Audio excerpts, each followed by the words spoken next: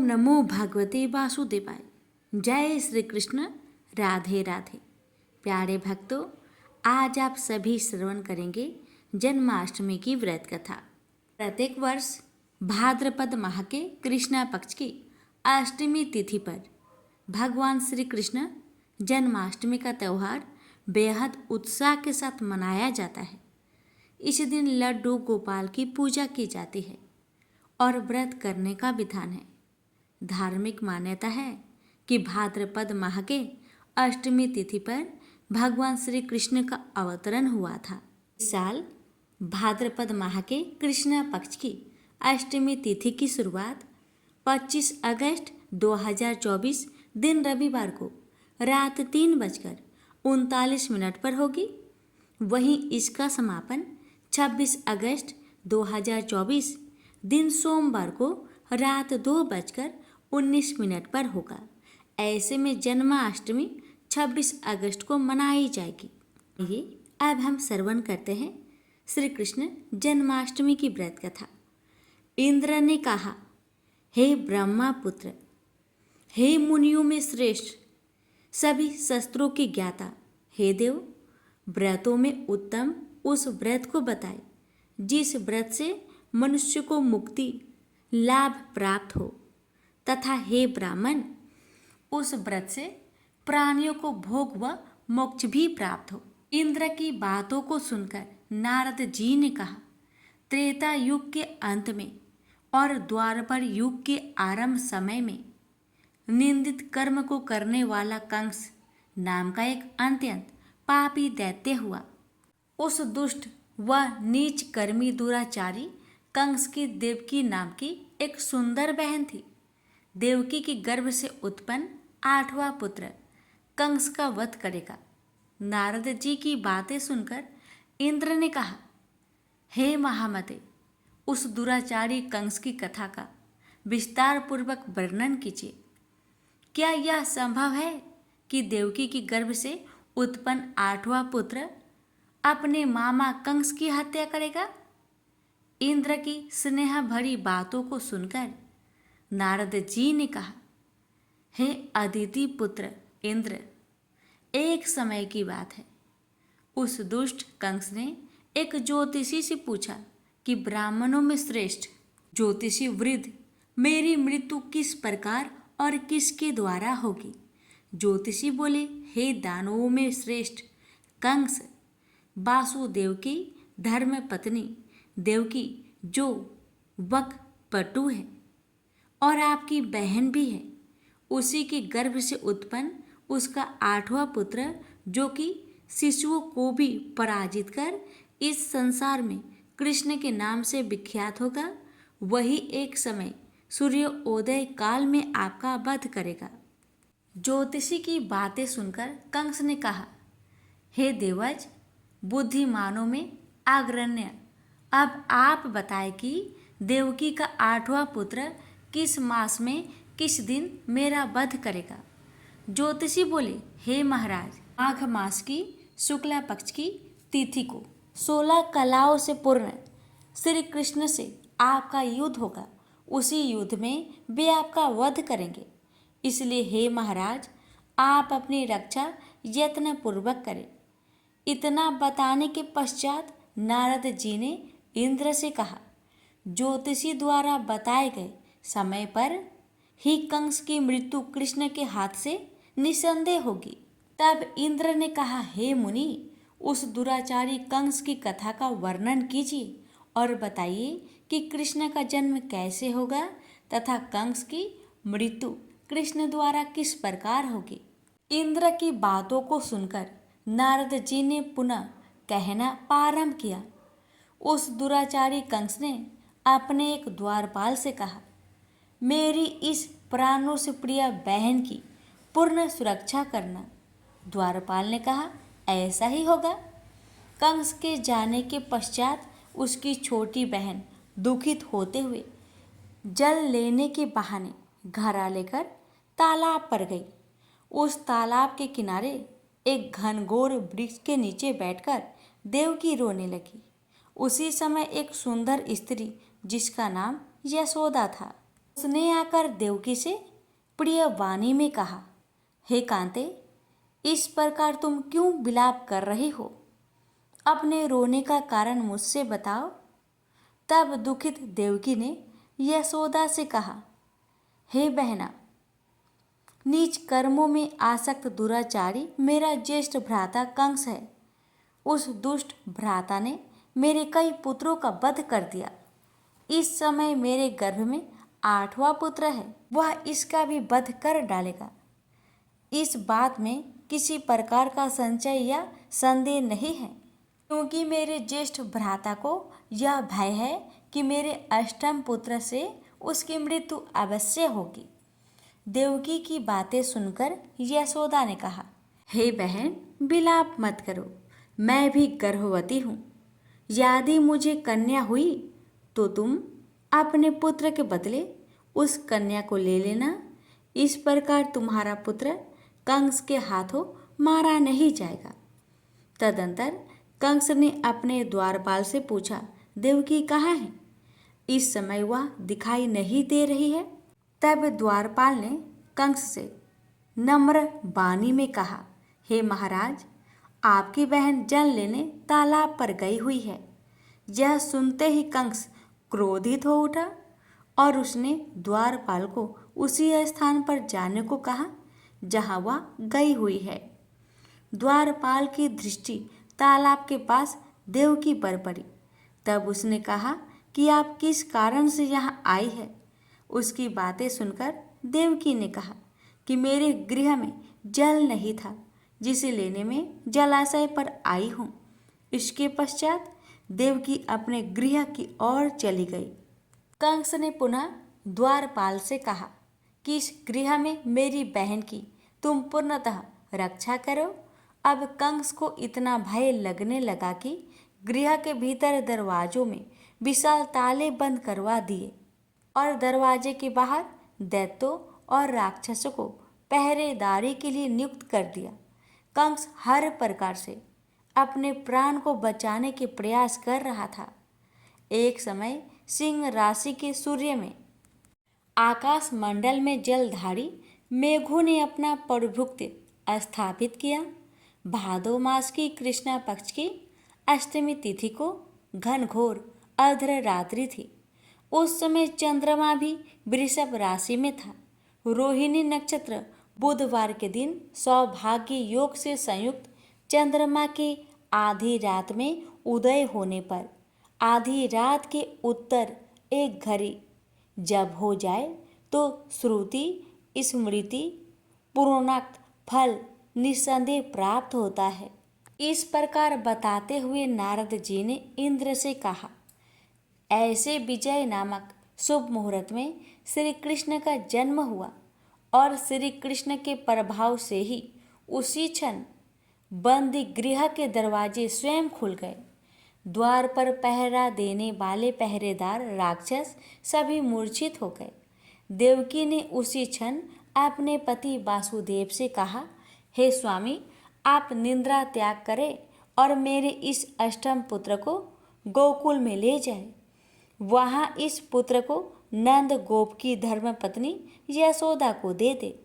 उस समय यमुना जी पूर्ण रूप से बाढ़ ग्रस्त थी, किंतु जब वासुदेव जी बालक कृष्ण को सूप में लेकर यमुना जी को पार करने के लिए उतरे, उसी क्षण बालक के चरणों का स्पर्श होते ही यमुना जी अपने पूर्व स्थिर रूप में आ गई। किसी प्रकार वासुदेव जी गोकुल पहुँचे और नंद के गृह में प्रवेश कर उन्होंने अपना पुत्र तत्काल उन्हें दे दिया और उसके बदले में उनकी कन्या ले ली। वे तत्क्षण वहाँ से वापस आकर कंस के बंदी गृह में पहुँच गई। प्रातःकाल जब सभी राक्षस पहरेदार निंद्रा से जागे तो कंस ने द्वारपाल से पूछा कि अब देवकी के गर्भ से क्या हुआ है। इस बात का पता लगाकर मुझे बताओ। द्वारपालों ने महाराज की आज्ञा को मानते हुए कारागार में जाकर देखा तो वहाँ देवकी की गोद में एक कन्या थी, जिसे देखकर द्वारपालों ने कंस को सूचित किया, किंतु कंस को तो उस कन्या से भय होने लगा अतः वह स्वयं कारागार में गया और उसने देवकी की गोद से कन्या को झपट लिया और उसे एक पत्थर की चट्टान पर पटक दिया। किंतु वह कन्या विष्णु की माया से आकाश की ओर चली गई और अंतरिक्ष में जाकर विद्युत के रूप में परिणित हो गई। उसने कंस से कहा कि हे दुष्ट, तुझे मारने वाला गोकुल में नंद के गृह में उत्पन्न हो चुका है और उसी से तेरी मृत्यु सुनिश्चित है। मेरा नाम तो वैष्णवी है। मैं संसार के कर्ता भगवान विष्णु की माया से उत्पन्न हुई हूँ। इतना कहकर वह स्वर्ग की ओर चली गई। उस आकाशवाणी को सुनकर कंस क्रोधित हो उठा। उसने नंद जी के गृह में पूतना राक्षसी को कृष्ण का वध करने के लिए भेजा। किंतु जब वह राक्षसी कृष्ण को स्तनपान कराने लगी तो कृष्ण ने उसके स्तन से उसके प्राणों को खींच लिए और वह राक्षसी कृष्ण कृष्ण कहते हुए मृत्यु को प्राप्त हुई। जब कंस को पूतना की मृत्यु का समाचार प्राप्त हुआ तो उसने कृष्ण का वध करने के लिए क्रमशः केसी नामक दैत्य को अश्व के रूप में, उसके पश्चात अरिष्ट नामक दैत्य को बैल के रूप में भेजा। किंतु ये दोनों भी कृष्ण के हाथों मृत्यु को प्राप्त हुए। इसके पश्चात कंस ने कलाख्यात नामक दैत्य को कौवे के रूप में भेजा, किंतु वह भी कृष्ण के हाथों मारा गया।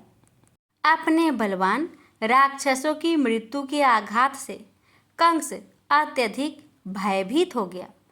उसने द्वारपालों को आज्ञा दी कि नंद को तत्काल मेरे समक्ष उपस्थित करो। द्वारपाल नंद को लेकर जब उपस्थित हुए तब कंस ने नंद जी से कहा कि यदि तुम्हें अपने प्राणों को बचाना है तो पारिजात के पुष्प ले आओ। यदि तुम नहीं ला पाए तो तुम्हारा वध निश्चित है। कंस की बातों को सुनकर नंद ने ऐसा ही होगा कहा और अपने गृह की ओर चले गए। घर आकर उन्होंने संपूर्ण वृत्तांत अपनी पत्नी यशोदा को सुनाया, जिसे श्री कृष्ण भी सुन रहे थे। एक दिन श्री कृष्ण अपने मित्रों के साथ यमुना नदी के किनारे गेंद खेल रहे थे और अचानक स्वयं ने ही गेंद को यमुना में फेंक दिया। यमुना में गेंद फेंकने का मुख्य उद्देश्य यही था कि वे किसी प्रकार पारिजात पुष्प को ले आए। अतः वे कदम के वृक्ष पर चढ़कर यमुना में कूद पड़े। कृष्ण के यमुना में कूदने का समाचार श्रीधर नामक गोपाल ने यशोदा को सुनाया। यह सुनकर यशोदा भागती हुई यमुना नदी के किनारे आ पहुंची और उसने यमुना नदी की प्रार्थना करते हुए कहा, हे यमुना, यदि मैं बालक को देखूंगी तो भाद्रपद मास की रोहिणी युक्त अष्टमी का व्रत अवश्य करूंगी, क्योंकि दया, दान, सज्जन प्राणी, ब्राह्मण कुल में जन्मे, रोहिणी युक्त अष्टमी, गंगा जल एकादशी, गया श्राद्ध और रोहिणी व्रत ये सभी दुर्लभ है।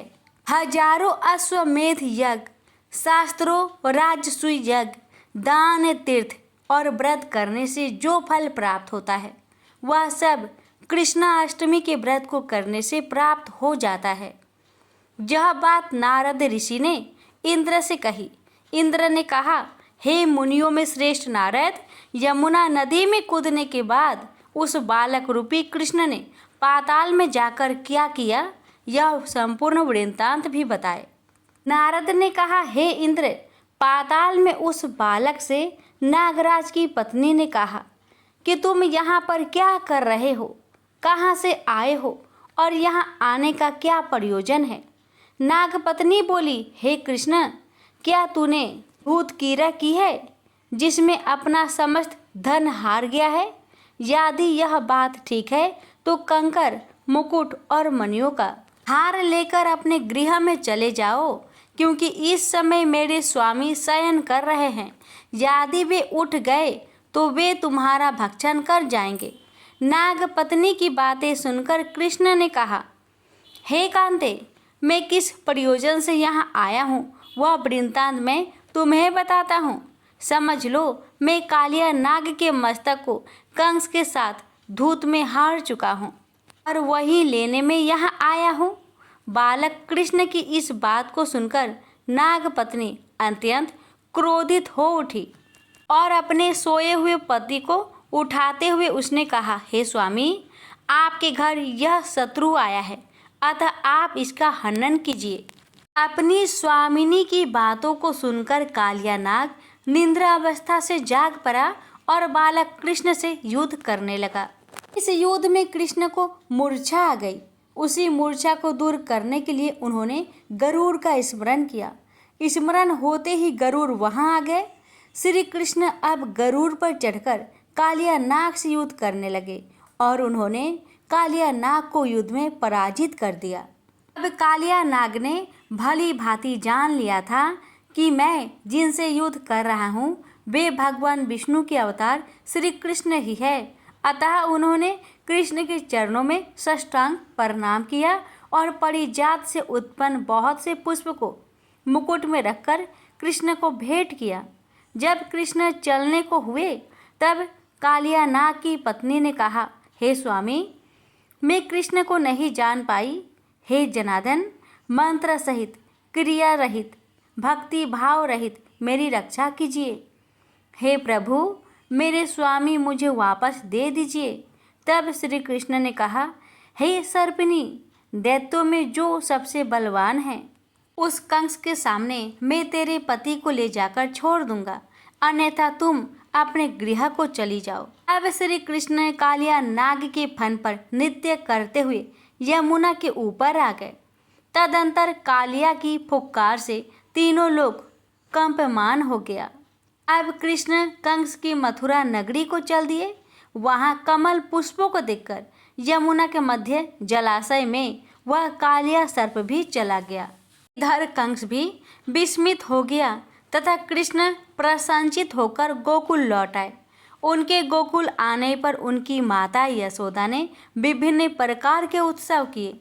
अब इंद्र ने नारद जी से पूछा कि हे महामुने, संसार के प्राणी बालक श्री कृष्ण के आने पर अत्यधिक आनंदित हुए। आखिर श्री कृष्ण ने क्या क्या चरित्र किया वह सभी आप मुझे बतलाने की कृपा करें। नारद ने इंद्र से कहा, मन को हरने वाला मथुरा नगर यमुना नदी के दक्षिण भाग में स्थित है। वहाँ कंस का महाबलशाली भाई चाणूर रहता था। उस चाणूर से श्री कृष्ण के मल्ल युद्ध की घोषणा की गई। हे इंद्र, कृष्ण एवं चाणूर का मल्ल युद्ध अत्यंत आश्चर्यजनक था। चाणूर की अपेक्षा कृष्ण बाल रूप में थे। भेरी, शंख और मृदंग के शब्दों के साथ कंस और केसी इस युद्ध को मथुरा की जनसभा के मध्य में देख रहे थे। श्री कृष्ण ने अपने पैरों को चाणूर के गले में फंसाकर उसका वध कर दिया।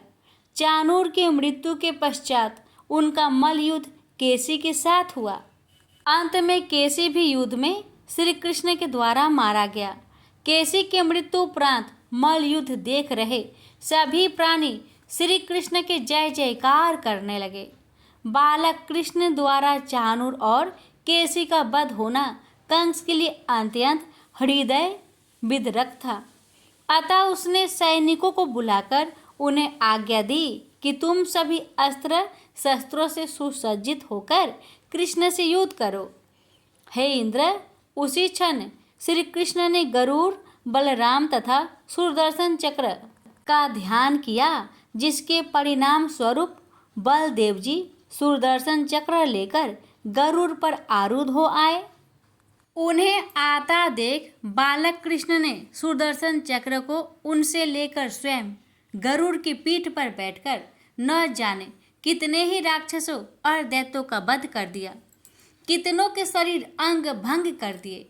इस युद्ध में श्री कृष्ण और बलदेव ने असंख्य दैत्यों का वध किया।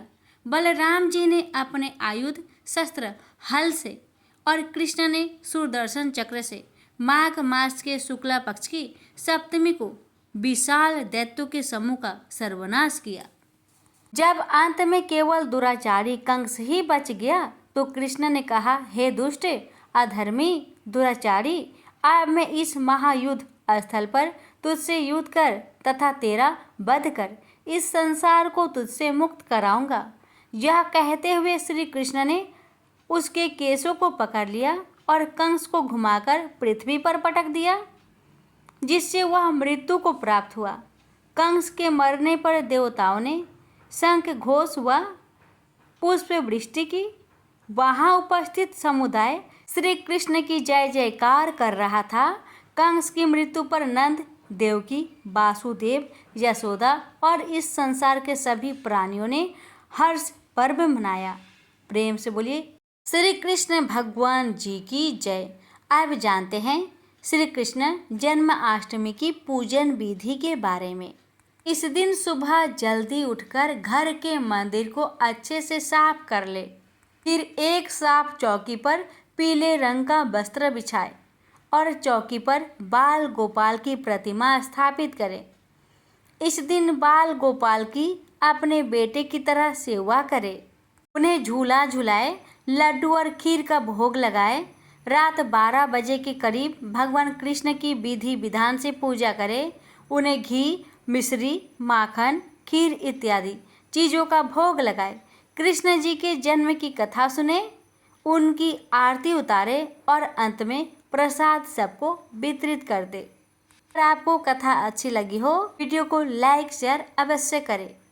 प्रेम से बोलिए जय श्री कृष्ण। राधे राधे। ये बात उस समय की है कि जब राधिका पति भगवान श्री कृष्ण के मन में दूध पीने की इच्छा होने लगी, तब भगवान ने अपने वाम भाग से लीला पूर्वक सुरभि गौ को प्रकट किया। उसके साथ बछड़ा भी था जिसका नाम मनोरथ था। उस स्वतसा गौ को सामने देख श्री कृष्ण के पार्षद सुदामा ने एक रत्नमयी पात्र में उसका दूध दोहा और उस सुरभि से दोहे गए स्वादिष्ट दूध को स्वयं भगवान श्री कृष्ण ने पिया। ऋतु तथा बुढ़ापा हरने वाला वह दूध अमृत से भी बढ़कर था। सहसा दूध का वह पात्र हाथ से छूटकर गिर पड़ा और पृथ्वी पर सारा दूध फैल गया। उस दूध से वहां एक सरोवर बन गया जो गोलोक में क्षीर सरोवर के नाम से प्रसिद्ध हुआ। गोपिकाओं और श्री राधा के लिए वह कीरा सरोवर बन गया। उस कीरा सरोवर के घाट दिव्य रत्नों द्वारा निर्मित थे। भगवान की इच्छा से उसी समय असंख्य कामधेनु गौ प्रकट हो गई। जितनी वे गौ थी उतने ही बछड़े भी उस सुरभि गौ के रोमकूप से निकल आए। इस प्रकार उन सुरभि गौ से ही गौओं की सृष्टि मानी गई है। भगवान श्री कृष्ण संदीपनी मुनि के आश्रम में विध्ययन के लिए गए। वहां उन्होंने गौ सेवा की। भगवान श्री कृष्ण को केवल गायों से ही नहीं अपितु गौरस, दूध, दही, मक्खन आदि से अद्भुत प्रेम था। श्री कृष्ण द्वारा 11 वर्ष की अवस्था में पुष्टिक, चाणूर, कुलायापीड, हाथी और कंस का वध गौरस के अद्भुत चमत्कार के परिणाम है। और इसी गौदूध का पान कर भगवान श्री कृष्ण ने दिव्य गीता रूपी अमृत संसार को दिया। गौ रक्षक भगवान श्री कृष्ण ने गौ माता की रक्षा के लिए किया या नहीं किया? उन्हें दावानल से बचाया। इंद्र के कोप से गायों और ब्रजवासियों की रक्षा के लिए गिरिराज गोवर्धन को कनिष्ठा उंगली पर उठाया। अब देवराज इंद्र ने एरावत हाथी की सूर्य के द्वारा लाए गए आकाश गंगा के जल से तथा कामधेनु ने अपने दूध से उनका अभिषेक किया और कहा कि जिस प्रकार देवों के राजा देवेंद्र है उसी प्रकार आप हमारे राजा गोविंद हैं। भगवान श्री कृष्ण का बाल्य जीवन गौ सेवा में बीता, इसलिए उनका नाम गोपाल पड़ा। पुतना के वध के बाद गोपियों श्री कृष्ण के अंगों पर गोमूत्र, गोरज व गोमय लगाकर शुद्ध करती है, क्योंकि उन्होंने पुतना के मृत शरीर को छुआ था और गाय की पूंछ को श्री कृष्ण के चारों ओर घुमाकर उनकी नजर उतारती है। तीनों लोकों के कष्ट हरने वाले श्री कृष्ण के अनिष्ट हरण का काम गाय करती है। जब जब श्री कृष्ण पर कोई संकट आया, नंद बाबा और यशोदा माता ब्राह्मणों को स्वर्ण वस्त्र तथा पुष्पमाला से सजी गायों का दान करते थे। यह है गौ माता की महिमा और श्री कृष्ण के जीवन में उनका महत्व। नंद बाबा के घर सैकड़ों गौपाल सेवक थे, पर श्री कृष्ण गायों को दोहने का काम भी स्वयं करना चाहते थे। कन्हैया ने आज माता से गाय चराने के लिए जाने की जिद की और कहने लगे कि भूख लगने पर वे वन में तरह तरह के फलों के वृक्ष से फल तोड़कर खा लेंगे।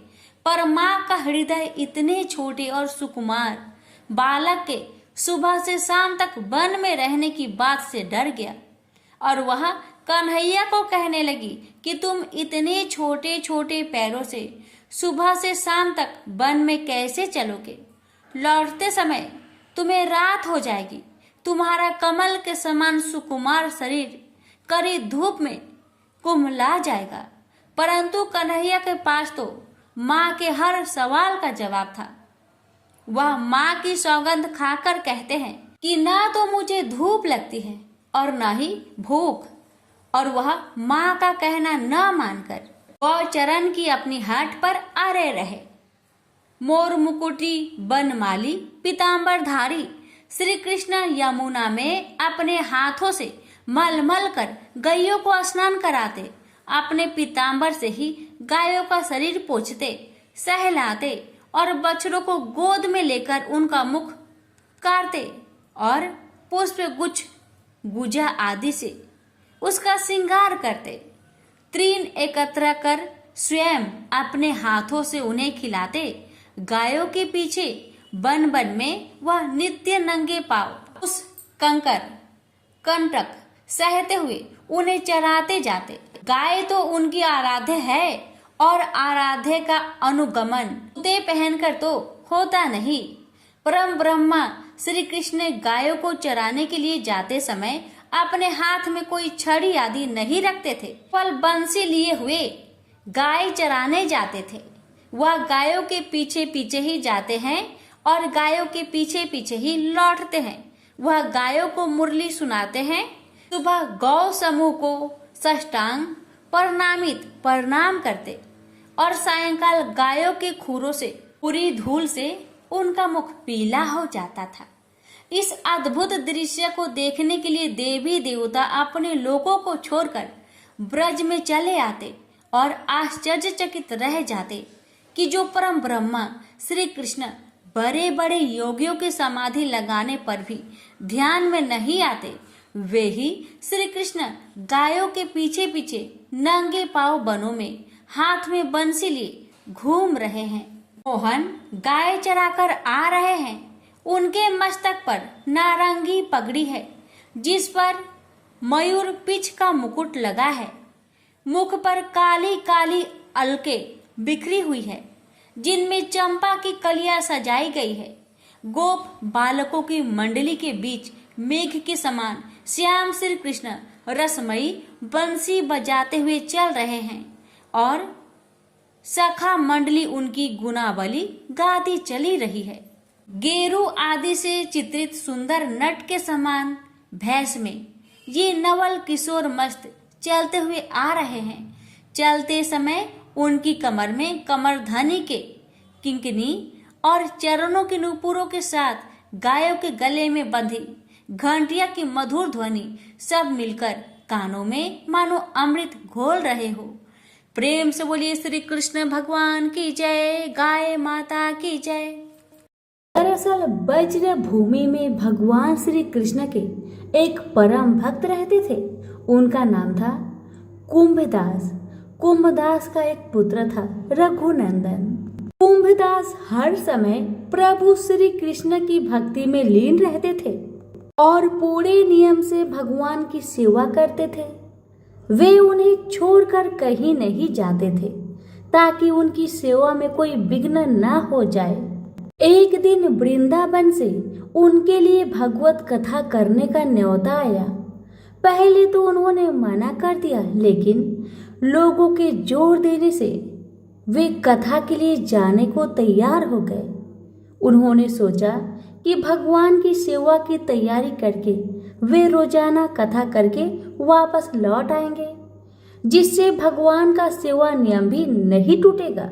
उन्होंने अपने पुत्र को समझा दिया कि वे भोग तैयार कर चुके हैं, तुम बस समय पर ठाकुर जी को भोग लगा देना।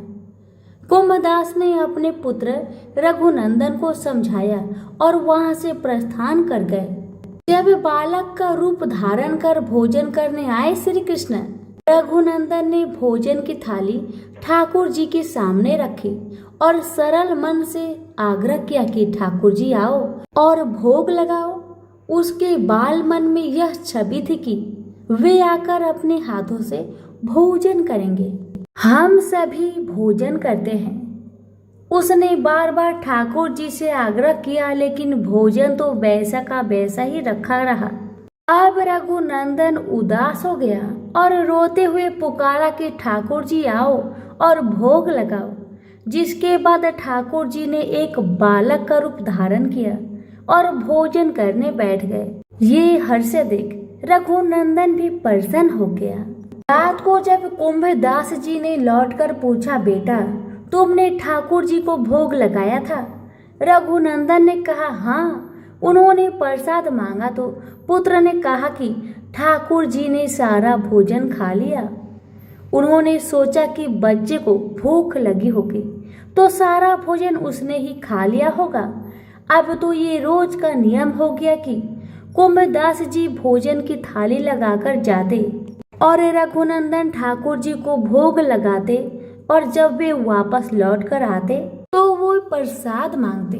उन्हें एक ही जवाब मिलता कि ठाकुर जी सारा भोजन खा लिए। कुंभदास जी को अब लगने लगा कि पुत्र झूठ बोलने लगा है। कुंभदास ने एक दिन लड्डू बनाकर थाली में सजा दिए और छिपकर देखने लगे कि बच्चा क्या करता है।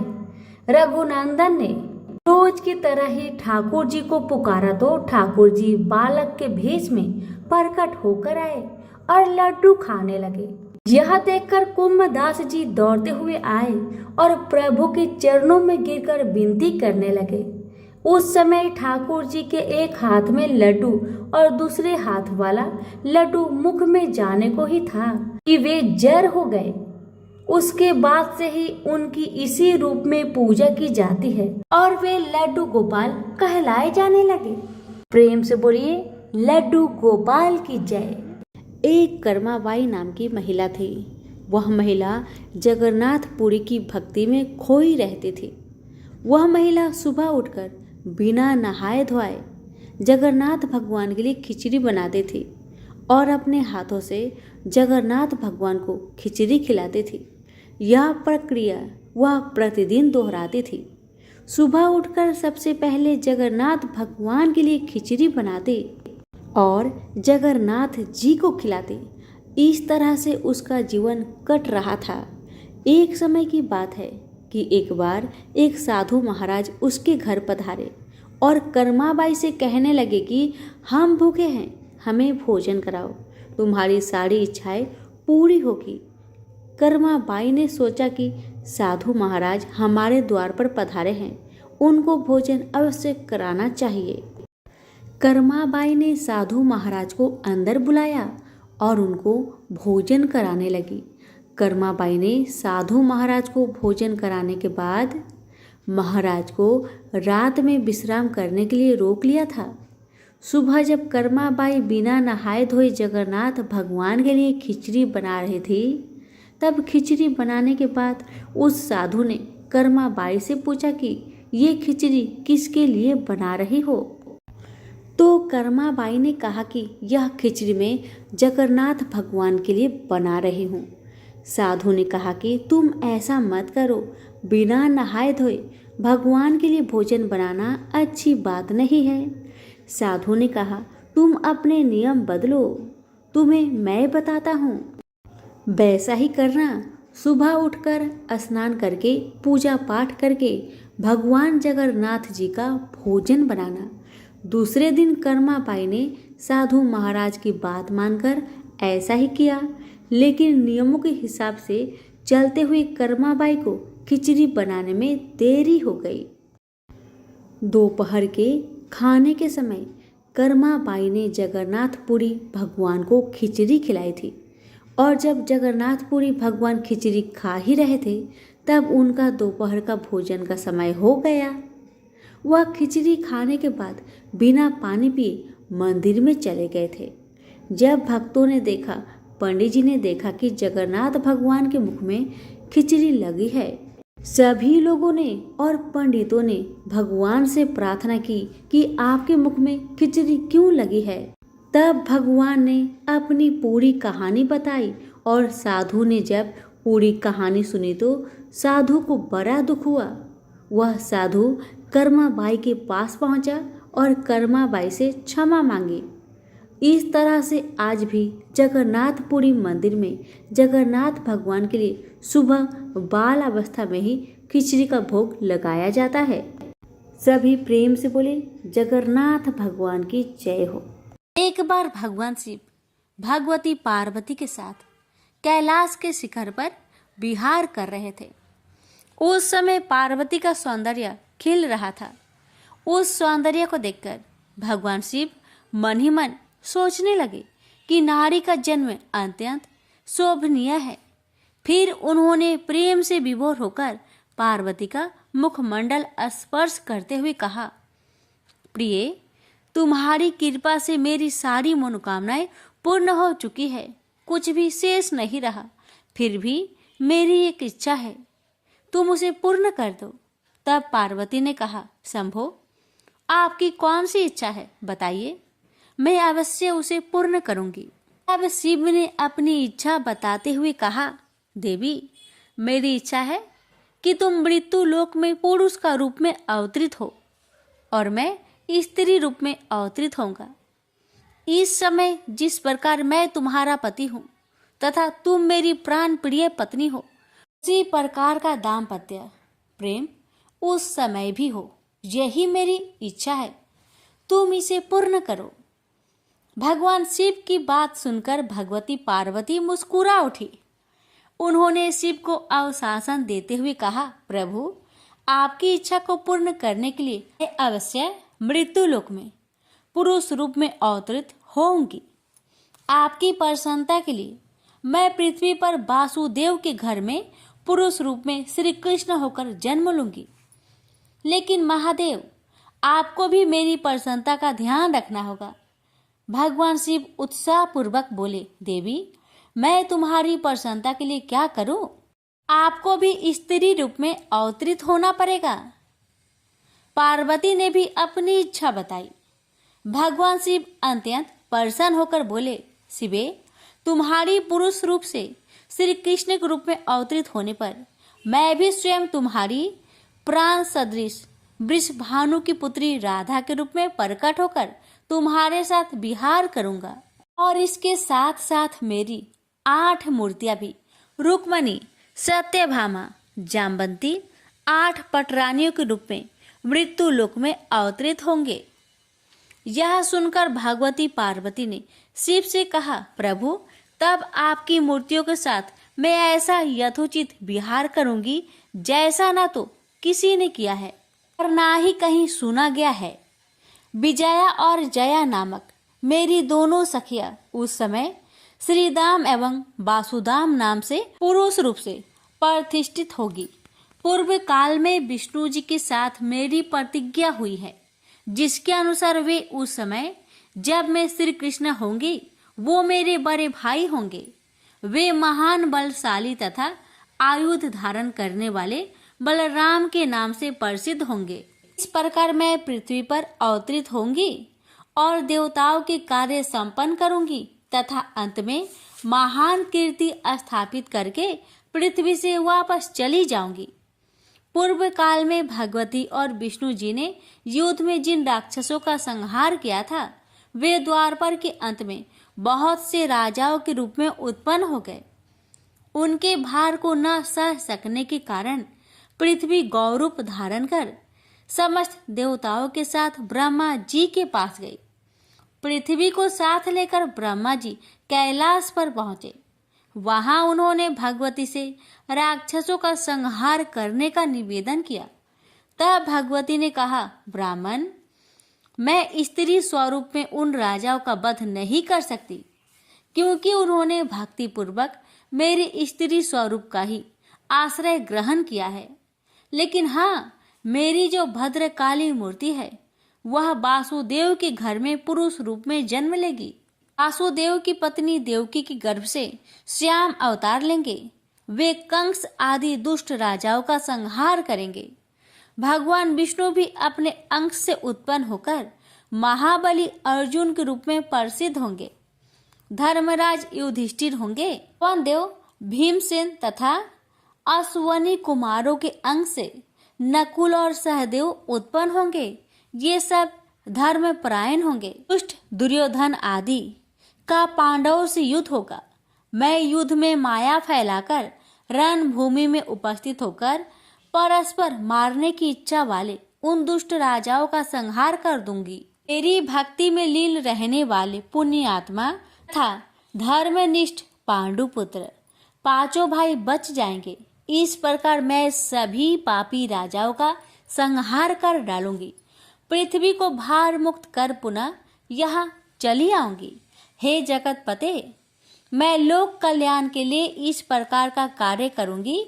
आप विष्णु जी के पास जाकर उनसे प्रार्थना कीजिए कि वे मानव देह धारण कर पांडु पत्नी के गर्भ से शीघ्र पृथ्वी पर अवतरित हो। भगवती के इस प्रकार कहने पर ब्रह्मा जी भगवान विष्णु के पास पहुंचे और उनसे पृथ्वी पर अवतरित होने के लिए प्रार्थना की। तब भगवान विष्णु ने उन्हें अवशासन दिया कि मैं इंद्र देव के द्वारा कुंती के गर्भ से मानव रूप धारण कर अवतरित होऊंगा।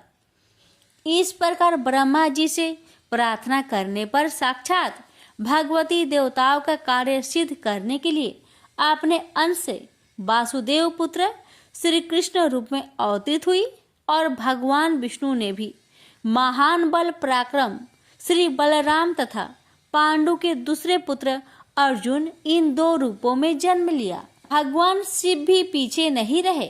उन्होंने श्री वृषभानु गोप के घर में अपनी लीला से स्त्री रूप से जन्म लिया और राधा नाम से विख्यात हुए। उन्होंने प्रतिदिन कृष्ण के पास जाकर प्रेम पूर्वक उन्हें अपनी गोद में बैठाकर अत्यंत आदर से उन्हें देखा करती। प्रेम से बोलिए उमापति शंकर भगवान की जय। जय श्री कृष्ण। राधे राधे।